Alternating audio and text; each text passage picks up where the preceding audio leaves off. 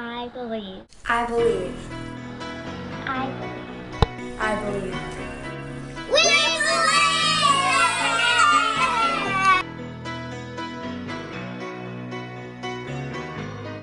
I believe that all children can learn. And that every student should be afforded multiple occasions To accomplish something of value in school. I do believe that all children can learn. They may learn at their own rate, their own pace, but all children can learn, if they're afforded the opportunities. For instance, let's say you have a first grader who's learned every sound but the A sound. Okay, you've got everybody else is over here reading books, doing all of this stuff with literature. There are teachers who will stick that little baby over there with A worksheets. No, immerse that child in literature. Let her be surrounded by the A sound or the A sound wherever she reads, and she will learn it.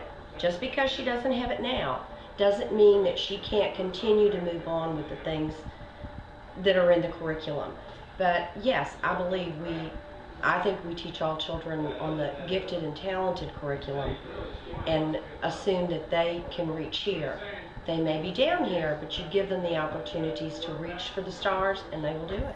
Alright, as a classroom teacher, I try my hardest to meet the needs of all learners so they are successful each day.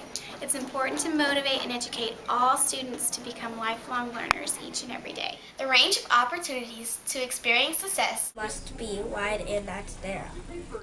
Yes, the range of opportunities for all children must be widened and not narrowed. And this takes me back to the first question with gifted and talented. Gifted and talented doesn't mean just in reading or writing or math or science or social studies. It also means the arts. Some children are gifted in many different things, and we as teachers have to allow them to be able to show that. That's why we do I believe, more of a portfolio to see how children have accessed the curriculum and have internalized it. I believe that standardized testing is a part of the system. I must work within these constraints in a creative, multisensory, differentiated way.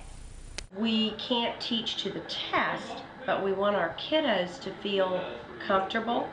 I certainly don't want a child to sit down to a test for which they're not prepared. So when they're getting ready to take any high-stakes test, whether it's state or standardized, you need to prepare them for it. And if you don't, you're not doing your job. I'm not saying you teach the test. You teach the curriculum that's on the test. I believe that class size has an impact on learning. I cannot change the number of students in my classroom. I can develop ways to implement the value of smaller class size. I believe that class size should not have an impact on student learning, but it does. Years and years ago when I first taught, I had 42 second graders in my classroom. They came from parents to whom education was valued.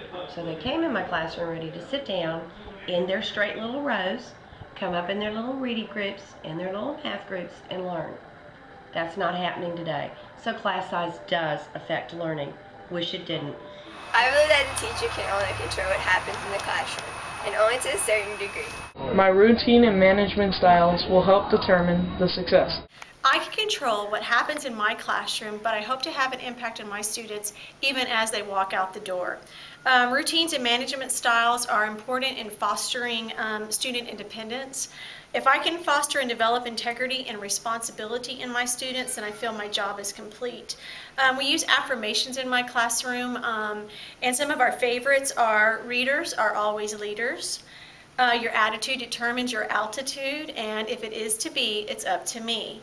Now, if I can have students understand that these are ways that they can foster independence in themselves and control themselves, then I don't have to control them.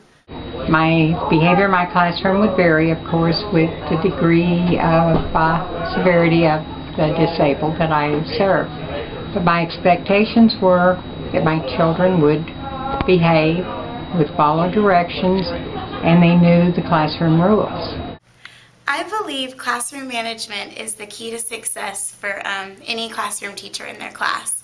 At the beginning of the year, my class forms a social contract, which is where we all get together and the children come up with their own classroom rules. We do this together because I want them to have ownership of the rules that they are expected to follow in the classroom, and I feel like doing that together and them signing off on that creates a really successful classroom environment for the rest of the year. Yeah, teachers do impact our society and help shape its future. I believe that teachers do have the ability to impact the lives of children and therefore the future of our society. And what I know is that teachers spend the majority of time with children. They spend more time with their children really than parents have the opportunities to, and therefore we have the ability to make a difference in their lives. Predominantly by, I believe that the biggest thing we can do is helping children to believe in themselves and to have positive attitudes about themselves, and that'll carry them more than anything else. We are